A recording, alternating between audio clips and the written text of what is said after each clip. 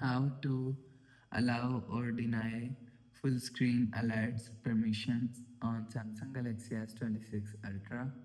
Let's start the video. First of all, go to App Library. Here click on Settings app. Now in Settings, scroll down and click on Apps. After click on Apps, click on this three dot icon and click on Special Access. After click on Special Access, scroll down and you will see full screen alerts is here. If you want to allow or deny full screen alerts permission.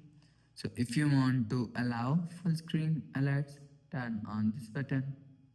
After turn on this button, you will see full screen alert is allowed. If you want to deny full screen alerts, so turn off this button. After turn off this button, you will see full screen alert is denied. So you will allow or deny full screen alerts from here. After the process, go back to home screen. So that's how you can allow or deny full screen alerts permission on Samsung Galaxy S26 Ultra. If you like the video, please subscribe. Thanks for watching.